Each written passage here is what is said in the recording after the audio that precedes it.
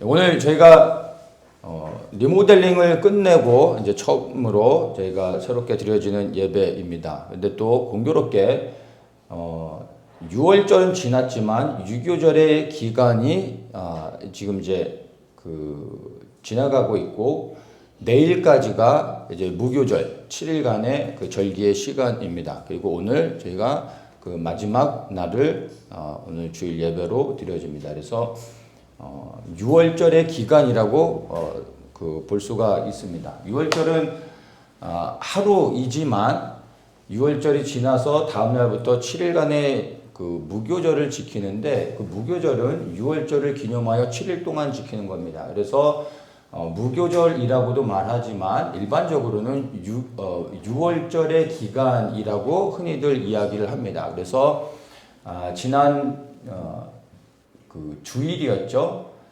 지난 주일이 21일이 이제 6월절이었고 그 다음 월요일부터 해가지고 이제 7일 동안을 무교절로 지키는데 오늘 이제 지나서 내일 저녁 해가 지면은 7일간의 무교절이 끝납니다. 그래서 오늘이 6월절 기간으로는 마지막 날이 되는데 감사하게 저희들이 이 절기의 시간에 맞춰서 리모델링을 계획한 것은 아닌데 하다 보니까 이렇게 진행이 돼서 감사하게 오늘도 예배를 드릴 수 있게 될지는 모르는 상황이었는데 어제부로 모든 이제 준비가 마치고 오늘 이제 6월절의 기간 안에 모든 공사가 맞춰서 6월절에 저희가 이제 새롭게 예배를 드릴 수 있게 되어졌습니다. 그래서 주님께 참 감사드리고 이 더처치의 6월절이라는 이제 제목으로 오늘 함께 좀 말씀을 나누려고 합니다.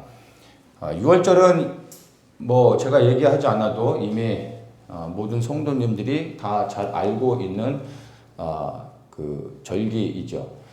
그 모니터는 꺼주세요. 모니터는 다 꺼주시고 볼륨 조금 더 줄여주시고, 네.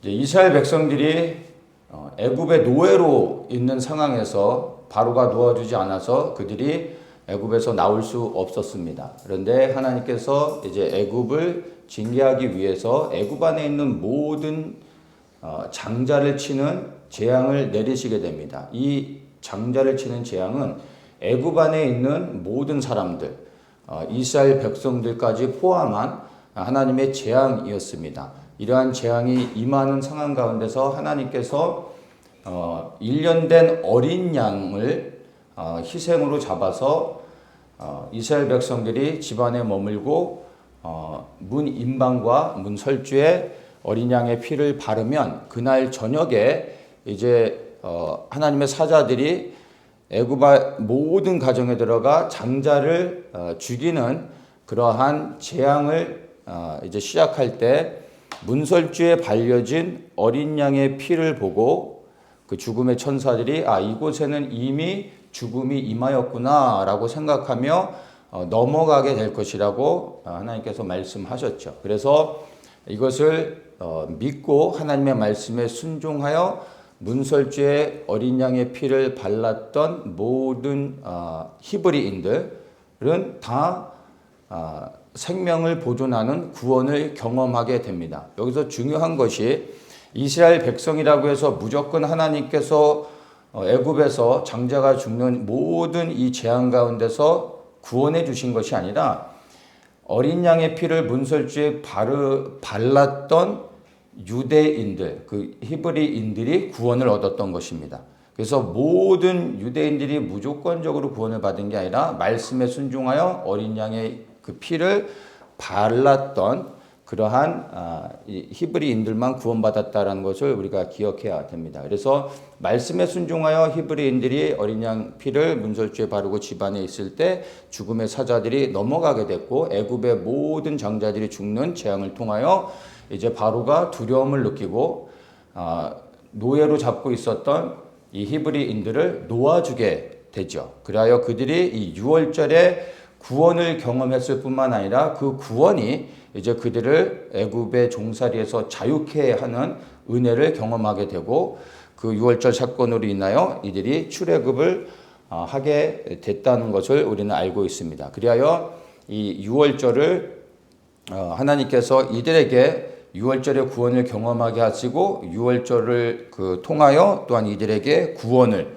그 자유함을 경험하게 해주셨습니다. 그리하여 이 출애굽기 12장의 내용을 보면은 이제 이들이 어떻게 하나님이 내리시는 재앙 가운데서 생명을 보존할 수 있는지를 말씀해 주실 뿐만 아니라 여기에서 하나님께서 이제 너희들이 이와 같이 구원을 얻은 다음에 앞으로 이 유월절을 반드시 기억하여 지키라라고 명령하고 있습니다. 그래서 11절에 보면은 맨 마지막에 이것이 여호와의 유월절이니라, 여호와의 유월절이라고 말씀하시고 14절에 너희는 이 날을 기념하여 여호와의 절기를 삼아 영원한 규례로 대대로 지킬지니라. 여호와의 절기다라고 말씀하고 있는 것입니다.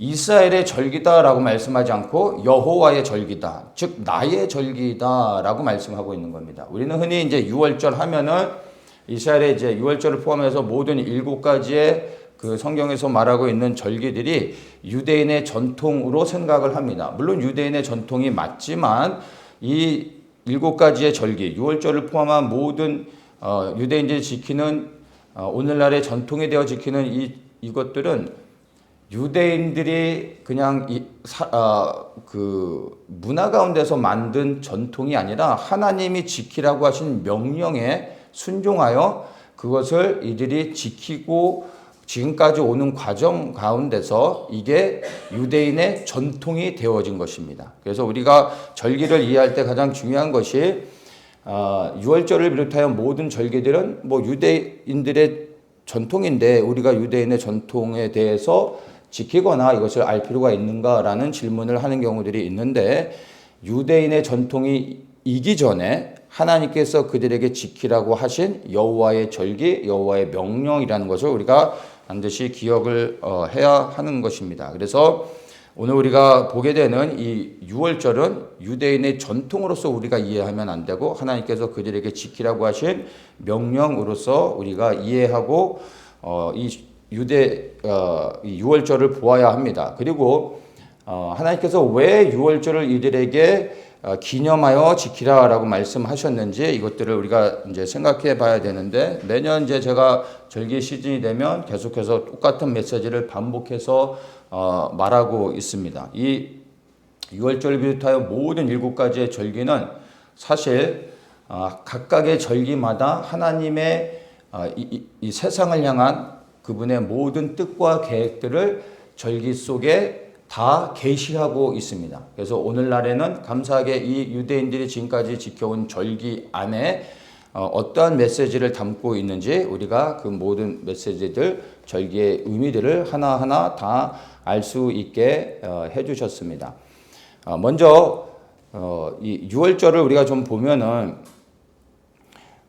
유월절이 첫 절기의 시작으로 되어져서 이제 무교절을 7일 동안 지키고 무교절 안에 초실절이 있고 그 다음에 이제 무교절로 해서 49일이 지나 50일째 되는 날 오순절을 지키면서 봄절기의 4가지 절기가 유월절을 시작으로 해서 빠르게 지나갑니다. 그리고 이제 봄절기가 끝나면서 이제 그 갭이 좀 있습니다. 그리고 가을절기는 나팔이 불려지면서 갑자기 시작됩니다. 그래서 나팔절이 시작되고 나서 열흘 후에 속죄일이 지나고 속죄일 후에 5일이 지나 이제 장막절 해서 가을에는 3가지의 절기가 나팔절을 시작으로 해서 빠르게 또 진행되고 장막절을 끝으로 해서 모든 절기가 맞춰지게 되는데 이 7가지의 모든 절기의 메시지는 하나로 연결되어집니다. 그래서 이 절기의 그 큰 줄기의 메시지들을 여러 가지로도 얘기할 수 있는데 이 모든 메시지는 구원으로 시작하여 구원으로 끝나기도 하고 메시아 예수 그리스도로 시작하여 예수 그리스도로 또 끝난다라고 또 볼 수 있습니다. 그래서 구원으로 좀 이렇게 보면은 유월절이 절기의 첫 시작인데 마지막 절기는 장막절입니다. 근데 이 장막절을 2번째 유월절이라고도 다르게 설명할 수 있습니다. 장막절은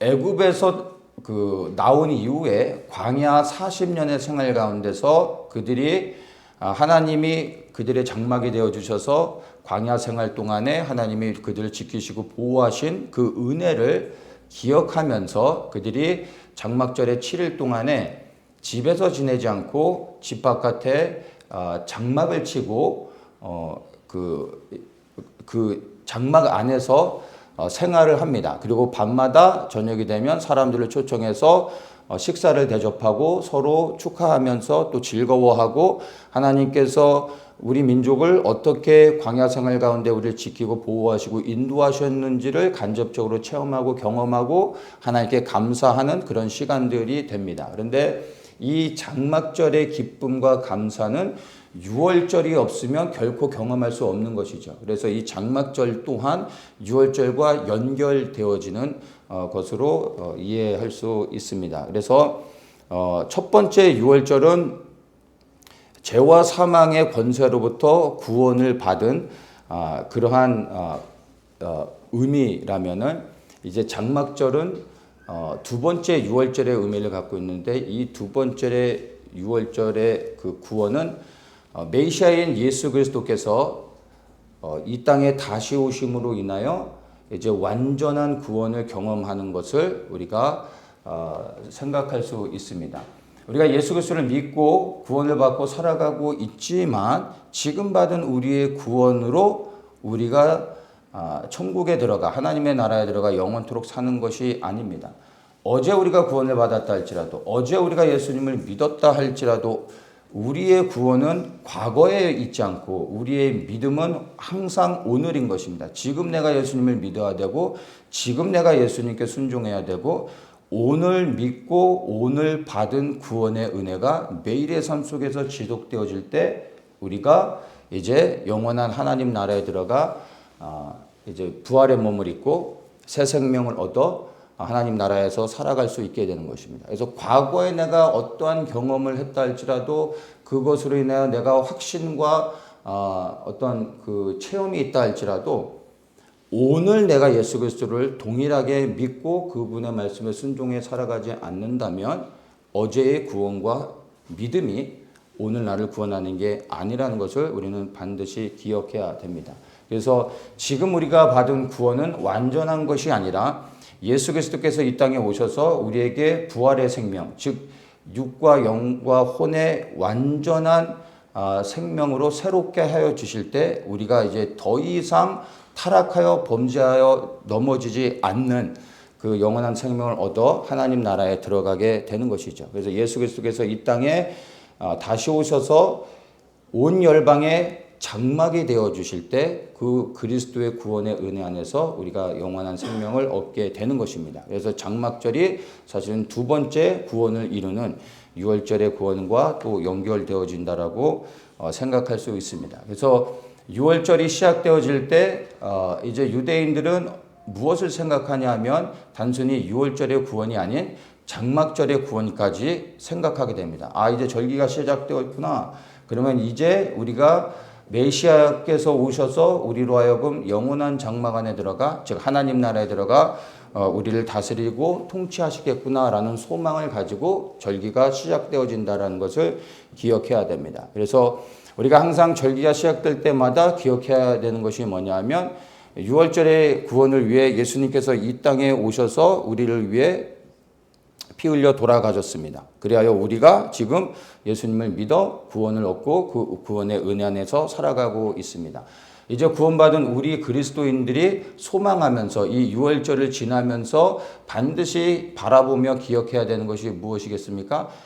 메시아 예수 그리스도께서 이제 장막절을 성취하기 위해 이 땅에 다시 오시는 겁니다. 그분이 다시 오셔서 말 그대로 문자적으로 1000년 동안 이 땅을 다스리시고 통치하시면서 이제 이 땅을 회복하시게 될 겁니다. 그 1000년 왕국이 끝난 후에 이제 새하늘과 새 땅으로 우리로 하여금 영원한 이제 변화된 몸을 가지고 하나님 나라에 들어갈 수 있도록 우리를 인도해 주실 것입니다. 그래서 이 유월절을 지나는 시즌에 우리가 정말 소망하며 간절히 기다려야 되는 것은 이 땅에 다시 오셔서 1000년 왕국을 통치하시며 그리고 온 열방을 회복하실 메시아에 대한 소망을 가지고 기다려야 되는 것입니다. 근데 그 메시아에 대한 소망을 가지고 기다리는 사람들은 땅이 아닌 하늘을 바라보면서 살아가게 되는 것이죠. 왜냐하면 메시아께서 승천하셨고 반드시 다시 오시겠다고 약속하셨고, 그분이 다시 오신다는 것은 이 땅에 그분이 왕으로 통치하시며 온 열방의 장막이 되어주신다는 의미입니다. 그래서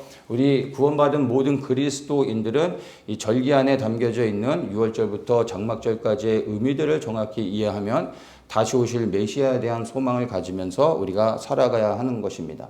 그래서 6월절을 지나가고 있는 이 시즌에 우리를 구원하신 주님의 은혜에 감사하지만, 그러나 계속해서 우리가 눈을 들어 바라보고 소망해야 되는 것은 지금 받은 우리의 구원이 아니라 다시 오셔서 우리를 영원토록 회복하시고 온전케 하실 메시아 예수 그리스도를 소망하는 그러한 기다림으로 우리가 하늘을 바라보며 살아야 한다라는 것을 기억을 해야 될 것입니다. 그래서 다시 한번 말씀드리지만 유대의 전통 안에서 지켜지고 있는 절기를 우리가 그들의 전통을 따라가면서 이것을 지키거나 이것을 우리가 행하는 것이 초점이 아니라 유대의 전통 안에서 지켜지는 절기들이 단순히 유대인들에게만 해당된 것이라면 우리는 사실은 그런 것들을 주목할 필요가 없습니다. 그런데 우리가 항상 나누지만 이 6월절부터 해서 장막절까지의 모든 절기는 유대인들을 위한 것이 아니라, 유대인들뿐만이 아니라 사실은 믿는 모든 우리 그리스도인들을 향한 메시지이고 우리에 대한 구원의 계획이기 때문에 반드시 우리도 이 하나님께서 지키라고 하신 6월절을 비롯하여 이 장막절까지의 모든 절기들에 우리가 주목할 필요가 있다는 것을 기억해야 할 것입니다. 더 설명하지 않아도 잘 알겠지만 이스라엘 백성들이 6월절을 애굽에서 체험적으로 경험했습니다. 근데 이것은 유대인들의 역사 속에서 경험되어진 은혜일 뿐만 아니라 사실은 우리 믿는 모든 그리스도인 한 사람 한 사람들이 개인적으로, 여기 있는 모든 분들이 예수 그리스도를 믿어 구원함을 받았다면 이미 우리 한 사람 한 사람 모두는 6월절을 경험한 사람들입니다.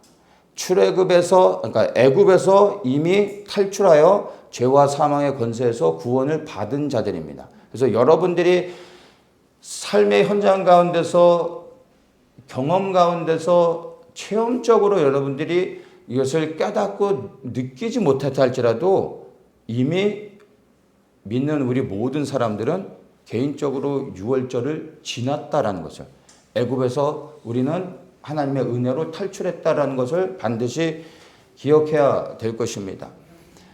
이스라엘 백성들이 애굽에서 바로의 권세 아래 있을 때 스스로 결코 탈출할 수 없었습니다.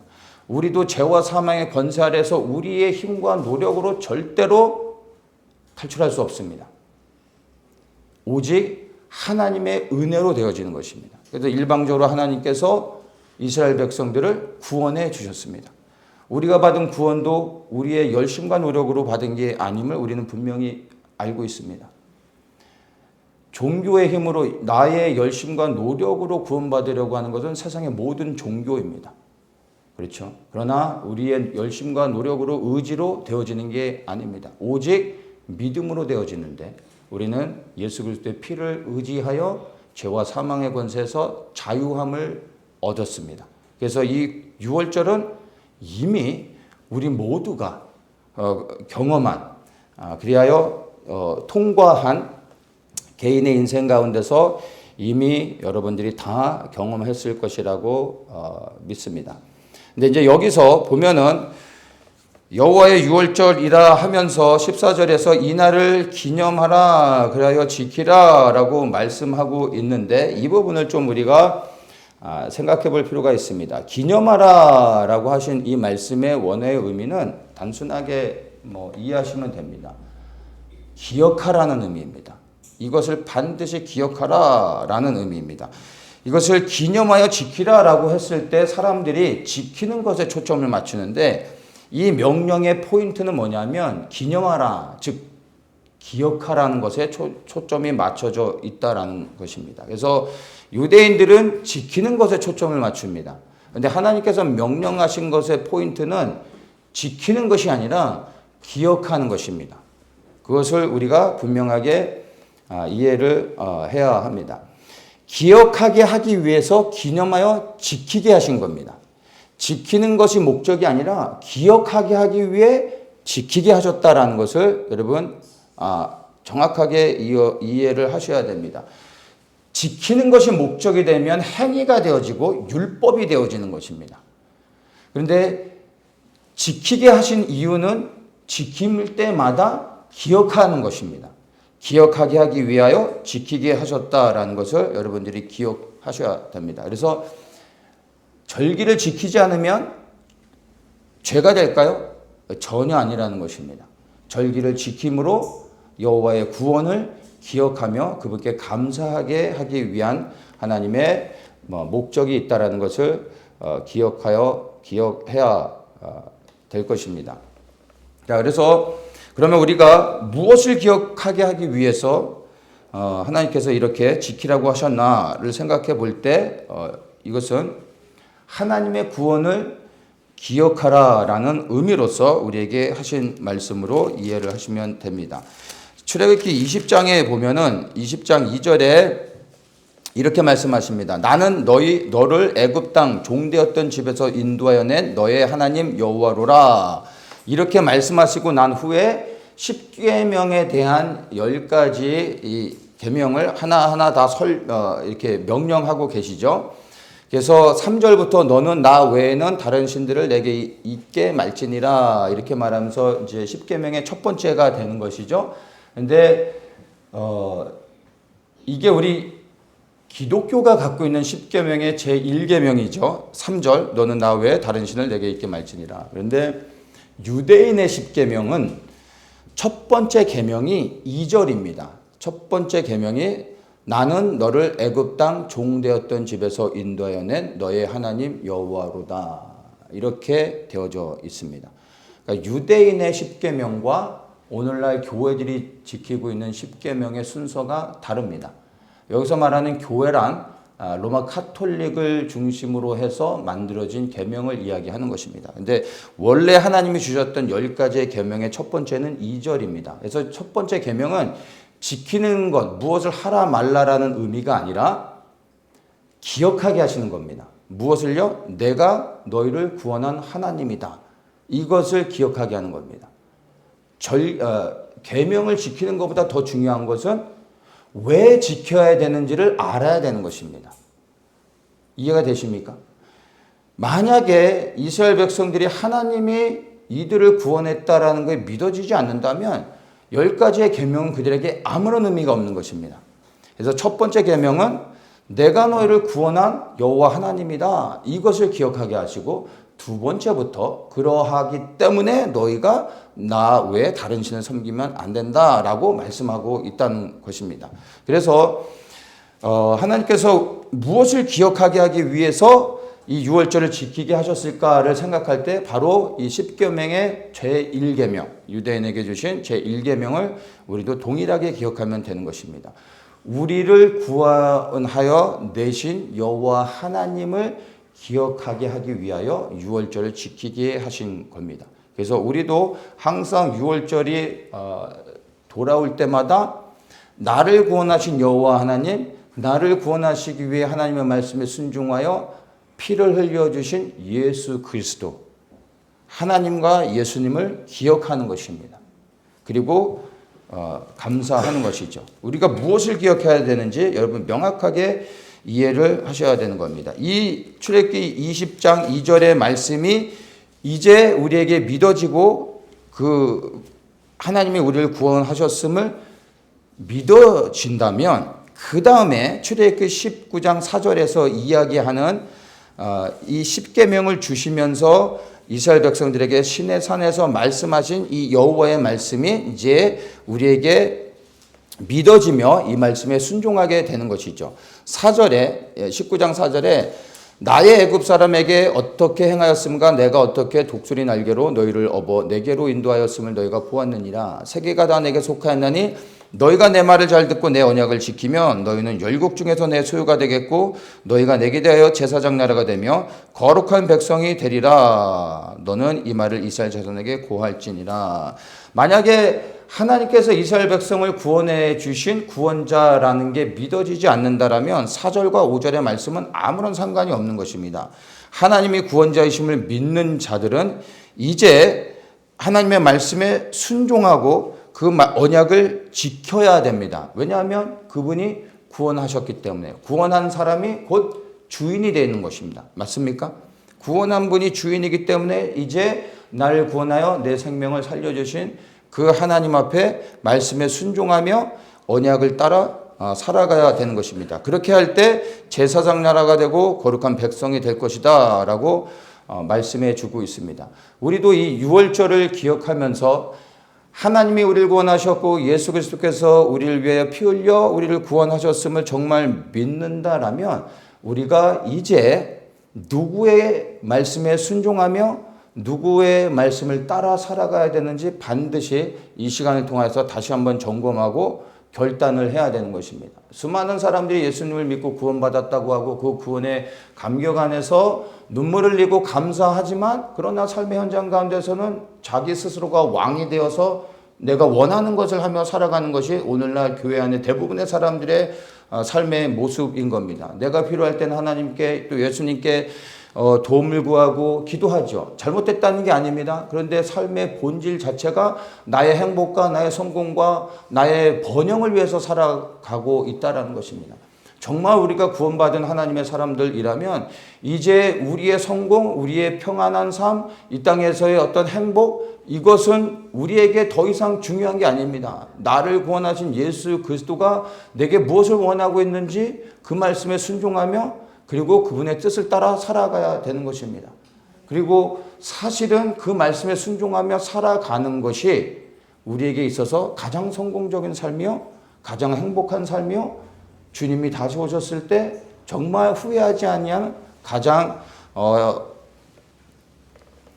최고의 선택이 된다라는 것을 반드시 기억해 주시기를 축복합니다. 그래서 이 6월절을 지나면서 다시 한번 우리를 구원하신 예수 그리스도께서 나의 왕이요 내가 섬길 분이라는 것을 기억하고 내 삶이 구원하신 예수 그리스도께 맞춰져 있는가?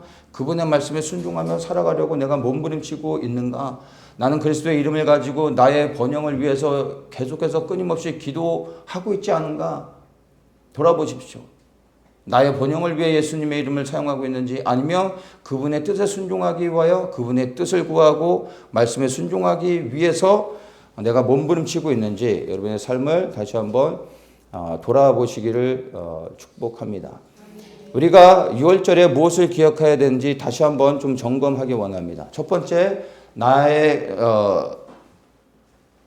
구원을 기억하는 것입니다. 내가 어떻게 구원받았고 누가 나를 구원하였는지를 기억하는 것입니다. 여기서 설명하지 않아도 이제 우리가 하나님이시오 예수 그리스도임을 우리는 분명히 알고 있습니다. 그것을 기억하십시오. 그리고 두 번째, 나를 구원하신 하나님과 예수님께 우리는 이제 감사해야 되는 것입니다. 이 구원의 감사는 여러분 1년에 한 번 시즌이 될 때마다 감사하는 것이 아니라 매일의 삶 속에서 우리는 날마다 이 구원을 경험해야 되는 것입니다. 말씀드린 것처럼 여러분 어제 받은 구원으로 오늘 내가 천국에 가는 게 아닙니다.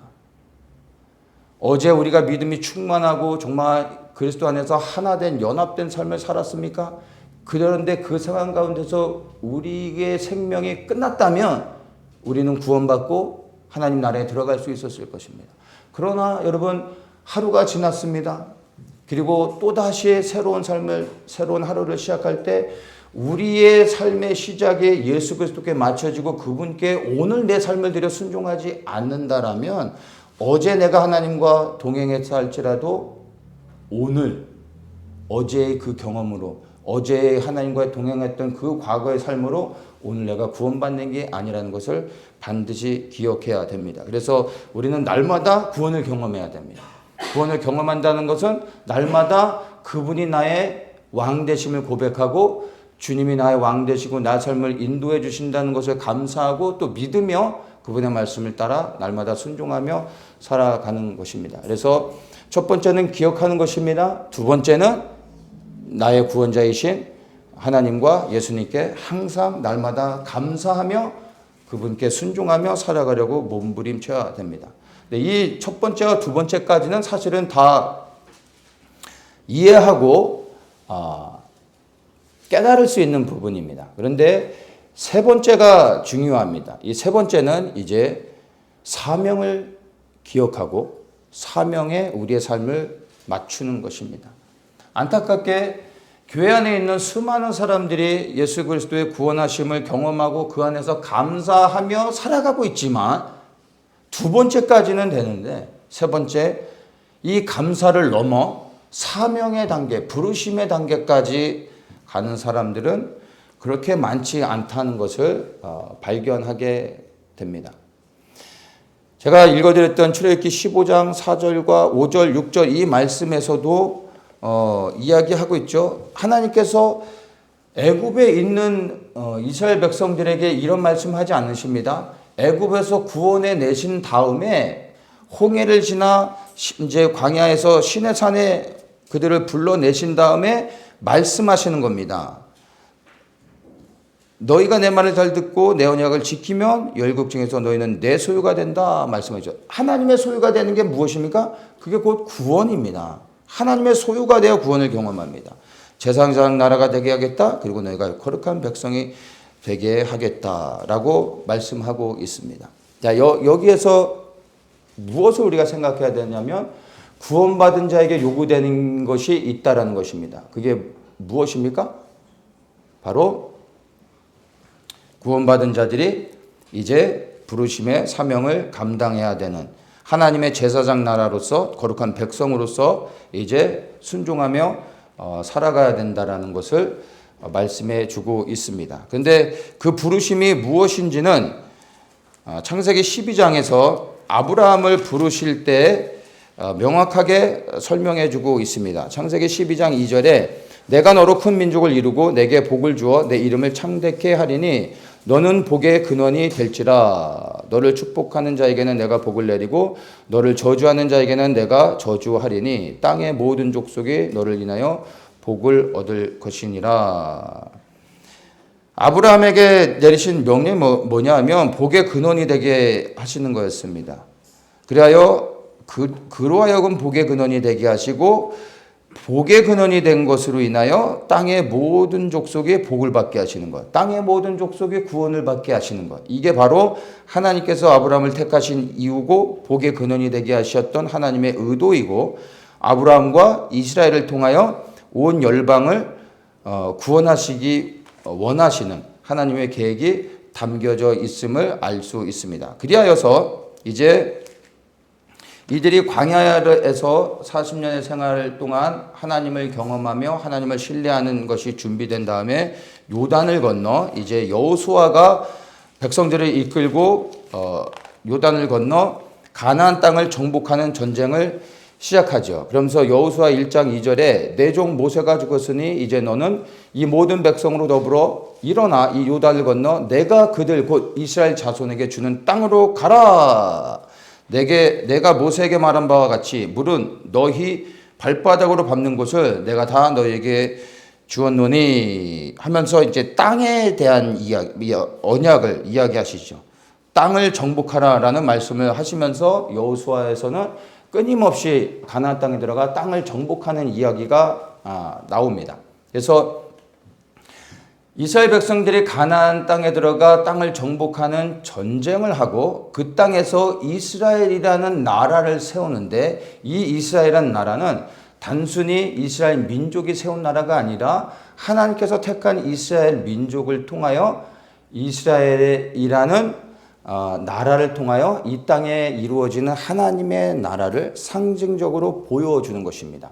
그리고 하나님께서 실질적으로 이 땅에 이 지금의 이 이스라엘 나라 하나님이 택하신 제사장 민족 이스라엘을 통하여 메시아께서 다시 오시고 실제로 이 땅 가운데 임하셔서 온 열방을 통치하게 될 것입니다. 그래서 땅을 정복하는 것이 부름받은 하나님의 사람들의 사명이 되는 것입니다. 그것을 위하여 하나님께서 아브라함을 택하시고 그 이스라엘 백성들을 통하여 가나안 땅에 하나님이 택하신 거룩한 땅 가나안에 들어가게 하셨습니다. 그래서 성경의 내용들을 가만히 보면 그 성경의 전체 내용을 그 주제에 따라 나눌 수가 있는데 성경의 시작부터 끝까지 땅에 대한 이야기로 한다면 창세기부터 계시록까지는 땅을 정복하는 이야기라고 말할 수가 있습니다. 그리고 실질적으로 계시록에서 메시아께서 다시 이 땅에 오시면서 실질적으로 온 땅을 다스리고 정복하는 것으로 계시록의 말씀이 끝나죠. 그런데 이제 우리가 여기서 중요하게 알아야 되는 게 뭐냐면 하나님께서 아담을 창조하시고 나고 생육하고 번성하라 땅을 다스리고 정복하라라는 명령을 하셨습니다. 그런데 노아의 홍수 이후에 인류를 다시 번성케 하실 때 생육하고 번성하라 라고 말씀하시고 다스리고 정복하고 다스리라 라는 말씀을 안 하십니다. 왜냐하면 아담이 범죄한 이후로 정복하고 다스리는 것은 이미 실패해 버렸습니다. 하나님이 아담에게 주셨던 권세를 아담의 불순종으로 인하여 그 하나님이 주신 어마어마한 권세를 잃어버렸습니다. 그 권세를 마귀가 빼앗아 가게 됐습니다. 그래서 하나님의 형상으로 지음받은 사람들은 더 이상 세상을 정복하고 다스릴 수 있는 권세가 없어졌습니다.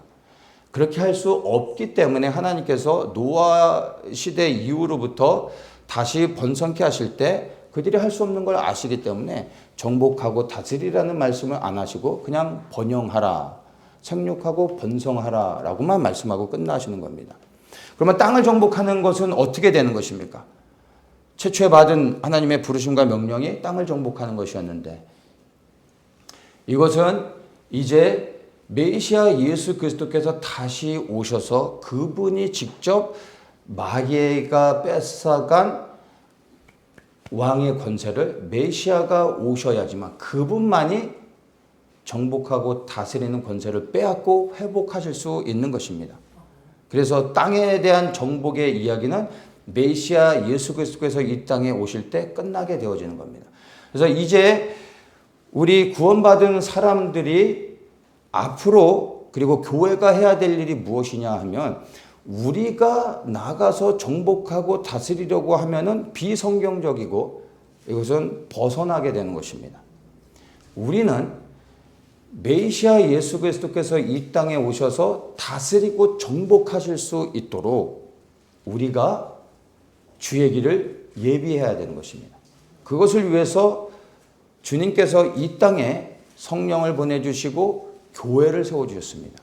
예수 그리스도가 머리가 된 교회는 오직 그리스도의 몸된 지체들로 연합하여서 주의 오실 길을 예비하는 것이 교회의 가장 중요한 일입니다. 왜냐하면 주님이 오셔야지만 정복하고 다스리며 이 땅의 모든 것들을 회복하실 수 있는 것입니다. 그래서 정말 교회에 주신 가장 본질적인 부르심과 사명은 무엇이냐 하면은 다른 것이 아닙니다. 전도, 선교, 봉사 이런 게 아니라 본질적으로는 주의 길을 예비하는 것이 바로 교회의 본질이라는 것을 반드시 기억해야 됩니다. 그래서 교회가 각각의 부르심들이 있어서 많은 그리고 다양한 사역들을 할 수 있습니다. 그러나 모든 교회들이 절대로 잊지 말아야 될 모든 교회가 반드시 해야 될 사명이 무엇이냐면 주의 길을 예비하는 것입니다. 주의 길을 예비하며 각 교회가 특별하게 받은 그 부르심을 따라서 독특한 사역들은 다양하게 할 수 있습니다. 그러나 모든 교회가 반드시 함께 참여하고 순종해야 될 그리스도의 명령은 바로 주의 길을 예비하는 것이다. 그래야 주님이 다시 오셔서 땅을 회복하실 수 있도록 이 땅의 모든 권세를 회복하실 수 있도록 우리가 말씀에 순종해야 된다는 것을 우리가 반드시 기억해야 하는 것입니다. 그래서 이거는 제가 뭐 설교 때마다도 끊임없이 계속해서 해왔던 내용들입니다. 그래서 이 6월절을 지나면서 우리가 단순히 우리를 구원하신 하나님의 은혜에 대해서 감사하고 기뻐하고 찬양하는 것으로 끝나지 않았으면 좋겠습니다. 이것은 일반적인 교회에서도, 그리고 또 6월절을 기념하는 교회들 누구나 다 하는 것입니다. 그런데 우리는 감사의 단계에서 넘어 부르심과 사명을 감당하는 그러한 단계로 우리가 새롭게 좀 헌신되며 우리 더처치에 주신 그 부르심의 사명을 기억하고 새롭게 세워지는 그런 시간이 되어지면 정말 좋겠습니다. 이스라엘을 보면 정말 하나님의 시간표가 어떻게 진행되고 있는지 우리가 너무나 분명하게 알 수가 있습니다. 하나님의 시간표를 지금 시대 가운데 어떻게 흘러가고 있는지를 정확히 이해하기 위해서는 여러분 다른 게 아니라 이스라엘을 주목해 보면은 알 수 있습니다. 지금 현재 이스라엘에서 이루어지고 있는 많은 사건들, 여러분 이것을 단순히 국제 정세 가운데서 뭐 이런 일도 있을 수 있는 거지, 그리고 이것도 이런 시대도 다 지나가겠지라고 생각하시면 절대 안 되는 겁니다. 이스라엘이 건국된 이후로부터 이러한 일은, 지금 이스라엘이 겪고 있는 이러한 일은 한 번도 없었습니다. 그리고 이것은 단순히 어떤 이스라엘이 겪은 하나의 또 해프닝으로 끝나고 그리고 다시 우리가 예전대로 살던 대로 살아갈 수 있을 거라 생각하시면 착각이라는 것입니다. 우리는 지금 이스라엘을 보면서 얼마나 하나님께서 지금 그리스도의 재림을 위해서 세상을 흔들고 또한 준비시키고 있는지를 기억해야 되는 것입니다. 이스라엘과 지금 이란의 정세도 그렇고 미국과 중국, 그리고 중국과 대만, 또 한반도의 한국과 북한의 상황, 여러 가지들을 다 전체적으로 볼 때 지금 우리가 살아가고 있는 시대가 얼마나 그리스도의 재림이 임박해 있는지 우리가 기억해야 되고, 그리스도의 재림이 임박했다라는 것은 교회의 마지막 부르심, 주의 길을 예비하는 그 일들이 얼마나 지금 그 총각을 다투며 교회가 헌신해야 되는지를 다시 한번 생각할 수 있는 것입니다. 여러분, 먹구름이 하늘에 가득 고여 있으면 조금 있으면 비가 오겠구나라는 것을 누구나 다 알 수 있습니다.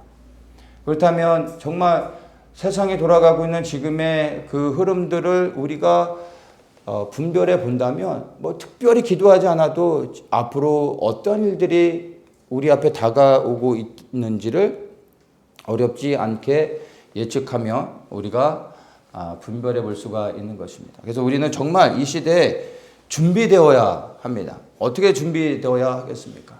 마지막 때를 깨달은 많은 그 사람들이 마지막 때를 깨닫고 나서 나름 준비한다고 하는데, 대부분의 마지막 때를 깨달은 사람들이 준비하는 길이 두 가지입니다. 제가 보면 명확하게 두 가지로 갈려집니다. 첫째는 환란전을 믿는 사람, 환란전 휴거를 믿는 사람들은 휴거 준비하는 거죠. 거룩한 신부가 되어야 된다. 뭐 곧 오신다. 뭐 우리는 떠나갈 거다. 뭐 휴거를 생각합니다. 환란 후 휴거를 믿는 사람들은 이제 환란을 통과해야 되기 때문에 피난처를 찾습니다. 그래서 이 땅에 주님이 예비하신 피난처는 어딜까 하면서 나의 피난처를 찾아다니고 스스로 피난처를 만들거나 아니면 피난처를 준비하고 있는 교회 공동체로 또 찾아가기도 합니다. 그래서 피난처를 찾지 못할 것 같은 두려운 마음이 드는 사람들은 순교할 각오를 하죠. 근데 여러분, 순교는 뭐 각오를 한다고 해서 되어지는 게 아닙니다. 예수 그리스도를 위해 살아가고 있는 사람들, 그리스도께 매일의 삶 속에 순종하며 생명을 들이며 살아가는 사람들만이 그런 상황이 되어졌을 때 주님께서 붙잡아 주셔서 가능하게 되는 것입니다. 그래서 마지막 때를 깨달은 사람들의 대부분은 명확합니다. 휴거를 붙잡거나 피난처를 찾아다니는 겁니다. 네, 여러분, 저는 항상 이야기하지만 정말 마지막 때를 바르게 깨닫고 그리고 예수 그리스도를 믿는 믿음 안에서 온전히 세워졌다면, 그리고 교회에 주신 그 부르심과 사명을 분명히 이해한다면, 이 마지막 시대 가운데 그리스도의 재림이 임박해진 이 시대 가운데 우리가 해야 될 일은 휴거를 준비하는 것도 아니고 피난처를 찾는 것도 아닙니다. 다시 말씀드리지만 주의 오실 길을 예비하는 곳입니다. 주의 오실 길을 예비하기 위해서는 허리에 띠를 띠고 그리고 등불을 들고 주인이 오시는 길을 먼저 나가 기다리고 있는 겁니다. 그러면 그 길을 나가 먼저 기다리고 있을 때 주님을 맞이하게 됩니다. 그게 곧 휴거의 사건이 있게 되면 휴거를 받는 가장 좋은 길이고요. 피난처를 들어갈 수 있는 또한 가장 확실한 길입니다. 그리스도가 우리의 피난처 아닙니까? 세상에서 진정한 피난처가 어디가 있습니까? 우리는 말로는 그리스도가 우리의 피난처라고 말하면서 그리스도의 피난처로는 뭔가 부족하죠. 그래서 눈에 보여지는 어떠한 우리의 몸을 숨길 수 있는 피난처를 찾으려고 한다는 것입니다.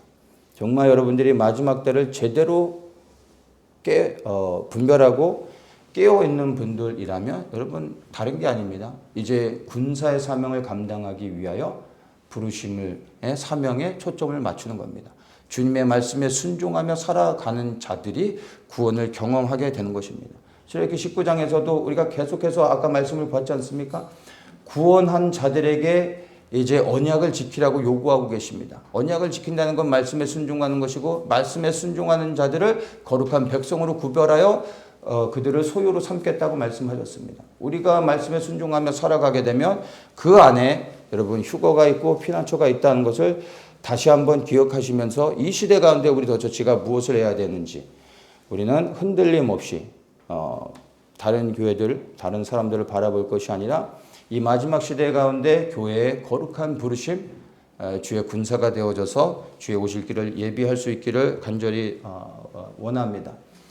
하나님께서 이스라엘 백성들을 애굽에서 구원해 내시면서 그들의 그 이스라엘을 향하여 하나님 뭐라고 말씀하시냐 하면은 그들을 여호와의 군대라고 나의 군대라고 그 히브리 민족을 향하여 호칭하십니다.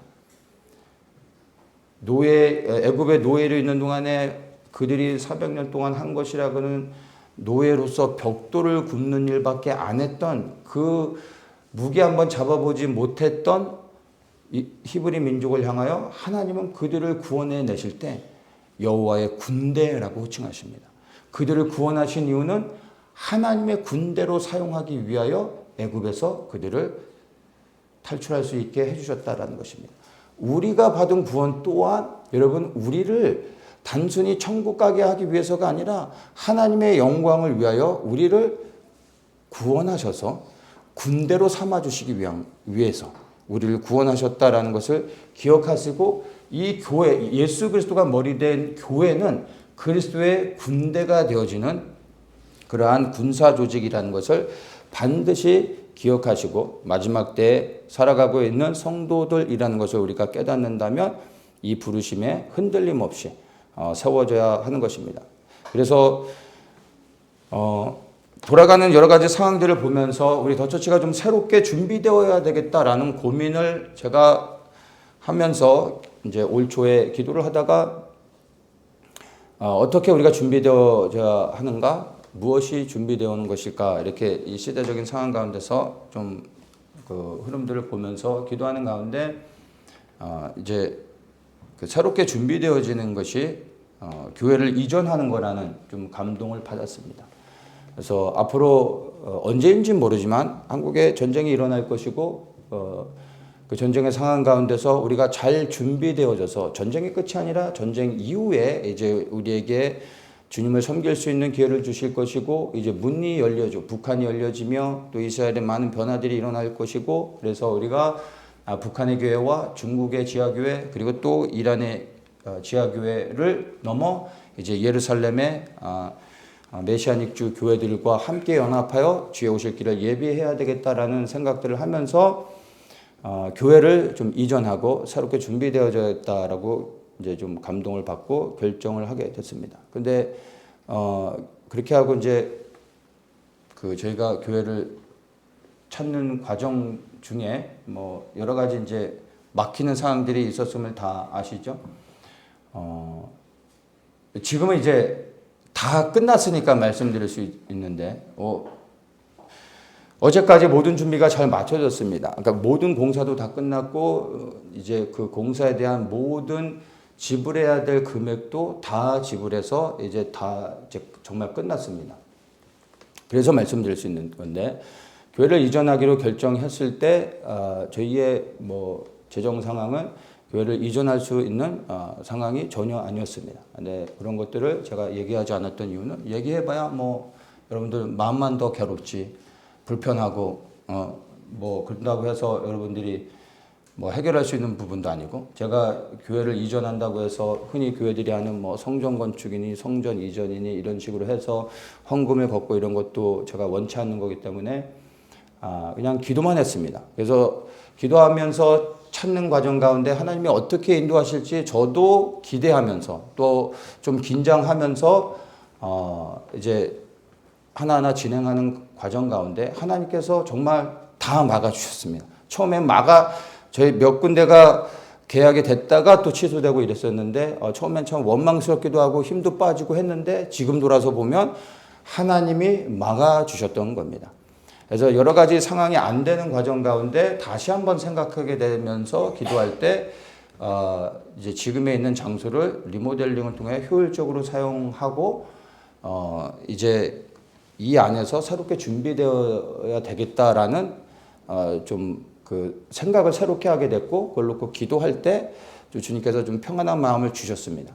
그리고 주님께서 필요를 공급해 주시는데 이제 그 재정적인 후원을 해주시는 몇몇 분이 계셨는데 들어온 금액이 너무나 놀라웠게 남지도 않고 부족하지도 않고 항상 스토리가 그랬죠. 하나님은 남게 주시지도 않으십니다. 그런데 부족하게 주시지도 않고 정확하게 딱 그 맞춰서 커피 사 먹을 돈이 여유도 없을 정도로 딱 맞춰서 모든 공사가 이제 어제부로 완전히 마무리되고 공사에 필요한 모든 비용을 다 지불하고 끝냈습니다. 근데 이걸 통해서 정말로 하나님이 하셨다라는 것을 인정할 수밖에 없는 게 하나님께서 처음엔 이전하는 것으로 계획을 잡고 진행을 했지만 아브라함처럼 갈 바를 알지 못하는 가운데 일단은 순종하는 마음으로 떠나서 발걸음을 옮겼던 겁니다. 근데 저도 사실은 어디로 가야 될지 모르는 상황 가운데 일단은 시작했던 겁니다. 그런데 정말 주님께서 선히 인도하셔서 아브라함이 갈 바를 알지 못하고 나갔지만 그가 도착했던 곳이 하나님이 그에게 명하셨던 가나안 땅이었다라는 겁니다. 알고 갔던 게 아니라 도착해 봤더니 하나님께서 아브라함의 발걸음을 인도하셨던 것이죠. 아브라함에게 중요했던 건 뭡니까? 하나님을 믿고 그냥 발을 내딛어 순종하여 떠나는 것이었습니다. 이것저것 계산하고 넘버를 카운트하면은 애지당초 시작도 못했었던 것이죠. 말씀에 순종하여 우리가 한 발을 내딛었고요. 어디로 가야 될지 모르지만 순종하는 과정 가운데서 하나님이 선히 인도하셔서 우리의 계획을 바꿔주시고 하나님이 원하시는 길로 인도하셔서 결국에 우리가 하나님의 뜻 안에서 모든 것을 아름답게 또 준비하는 이런 은혜를 경험하게 되어졌습니다. 이제 우리가 새롭게 준비되어진 이 더처치에서 이제 우리가 새롭게 예배를 드리게 됩니다. 더처치가 지난주에도 갑자기 공사가 시작되게 돼서 어쩔 수 없이 이제 예배를 드릴 수 없는 상황 가운데 급하게 야외로 나갔죠. 뭐 나름 저희가 급하게 6월절을 경험한 하나의 은혜의 시간이기도 합니다. 그래서 야외 예배를 드렸더니 뭐 처음으로 드리니까 막 다들 너무 좋아하셔서 매년 드리자 막 이러는데 그럴 일은 없을 것 같고 그러나 우리가 어쩔 수 없는 상황 가운데 또 다시 야외 예배를 드려야 된다면 자유로운 가운데 드릴 수 있습니다. 그러나 의도적으로 그렇게 할 일은 없을 것 같고 우리는 우리에게 주신 부르심에 초점을 맞춰서 그냥 하던 일 그대로 우리가 파수하는 일들 그리고 교회를 세워나가는 하나님의 교회들이 세워질 수 있도록 북한의 지하교회를 비롯하여 이스라엘에 있는 메시아닉주 교회까지 계속 교회들과 연합하며 교회들을 세워가는 일들을 감당하려고 합니다. 자, 이제는 6월절의 기간에 우리가 정말 더처치에 특별히 부어주신 하나님의 6월절의 은혜를 경험하게 됐습니다. 감사해야죠. 그러나 말씀드린 것처럼 여러분 우리 오늘 이 시간이 우리에게 그냥 그저 감사한 예배로 감사함으로 하나님께 영광을 올려드리는 것으로 끝나지 않았으면 좋겠습니다. 세 번째 기억하십시오. 감사를 넘어 부르심의 사명의 단계로 왜 우리에게 이런 은혜를 주셨는지 기억하기 원합니다. 우리를 위해서가 아니라 그분의 뜻을 이루기 위하여 그분의 영광을 위하여 우리에게 이런 은혜를 주셨다라는 것입니다. 여러분 그러면 이제 구원받은 자로서 또 우리 더처치가 무엇을 해야 되는지 기억하면서 이제 부르심의 사명을 감당하는 데를 새롭게 세워지기 원합니다. 이제 외적으로 우리에게 새로운 예배를 드릴 수 있도록 은혜를 허락해 주셨는데 이제 우리에게 중요한 게 무엇입니까? 마음을 새롭게 함으로 변화를 받아 이제 주님께서 우리에게 명하신 일들에 다시 새롭게 세워져서 흔들림 없이 나아가는 것입니다. 다른 교회가 무엇을 하고 있는지 우리가 주목할 필요가 없습니다. 우리 더처치에 주신 주의 길을 예비하게 하신 이 부르심을 향하여 우리가 다시 마음을 새롭게 하여 함께 연합하여 나아갈 수 있기를 원합니다. 정말로 이 마지막 시대에 교회들을 향하여 주님께서 정말 간절히 원하고 있는 것은 여러분 다른 게 아닙니다. 주의 오실 길을 예비하는 거룩한 교회들을 부르고 있다는 것을 기억하고 우리 더처치가 그러한 시대적 부르심에 함께 일어나 그 부르심의 사명을 감당하는 그러한 교회가 되어지길 원하고 그러한 이 새롭게 드려지는 예배 가운데서 이 6월절이 바로 주님께 새롭게 헌신하는 그러한 시간들이 되어지기를 원합니다. 같이 기도하겠습니다. 참 좋으신 주님 감사합니다. 우리에게 이 6월절의 기간에 하나님의 구원을 경험하게 하시고 하나님의 선히 우리를 인도하셨음을 인하여 주님 앞에 감사합니다. 그러나 주님 우리의 감사가 기쁨으로 주님 앞에 드려지는 찬양으로 끝나지 아니하게 하시고 우리에게 허락하신 하나님의 은혜가 왜 우리에게 부어졌는지 기억하며 이제 이 더처치해 주신 하나님의 부르심의 사명 주의 오실 길을 예비하는 이 거룩한 부르심 가운데 우리 교회가 깨어 일어나 등불을 들고 주의 오실 길을 먼저 나아가 예비할 수 있는 저희들 되어지게 하여 주시고 이 부르심에 우리 모든 성도들이 온전히 한 마음으로 연합하여 나아갈 수 있도록 축복하여 주시옵소서. 감사하며 예수님의 이름으로 기도드리옵나이다. 아멘. 아멘.